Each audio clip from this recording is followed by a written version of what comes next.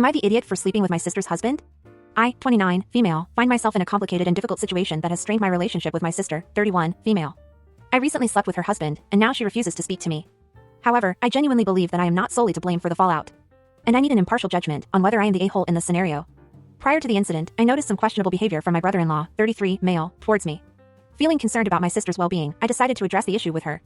However, she dismissed my concerns, leaving me unsure of how to proceed. My sister works as a flight attendant and is gone more than she is at home.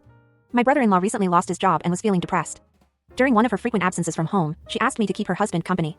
She trusted me and didn't believe the warnings that I gave her before about his behavior towards me, but I saw this as an opportunity to support their marriage and help them rebuild their connection.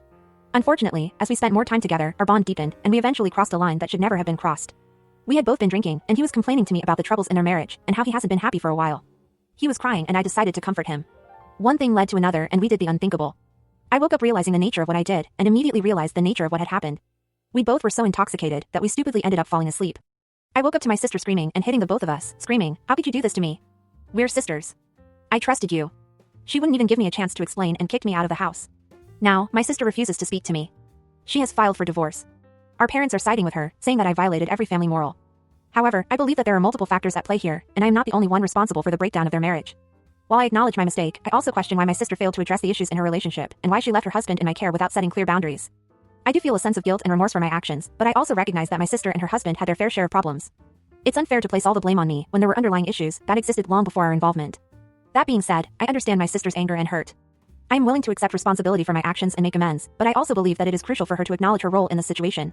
Rebuilding trust and repairing our relationship will require open and honest communication from both parties. In sharing my story, I hope for an unbiased judgment and guidance on how to navigate this difficult situation. Am I the idiot for sleeping with my sister's husband? What the hell did I just read? I thought this was going to be about the brother-in-law hitting on OP and the sister not believing it and fighting with her. Or them getting drunk and ending up falling asleep together, and the sister catching them, thinking that something had happened that didn't happen. But it wasn't the case, it did, everything happened. Let's get this out of the way now. Yes, you are the idiot. Yes, your sister has every reason to be mad at you and want you out of her life. And yes, your parents are right to back her up. You screwed up big time, OP. You slept with her husband. I agree that this may not have been the only problem in their relationship, but come on, I'm sure it was the biggest and definitive reason for their divorce. I also don't take the blame of your ex-brother-in-law here. He was a scoundrel, an a-hole, a pig, and so many other things. But you have to stop giving excuses to try to escape this big shit you did. And being drunk is not an excuse. It doesn't matter if they were going to get divorced anyway. It doesn't matter if he was already cheating on her with someone else. He was your sister's husband. Your sister's. Your betrayal hit different than his.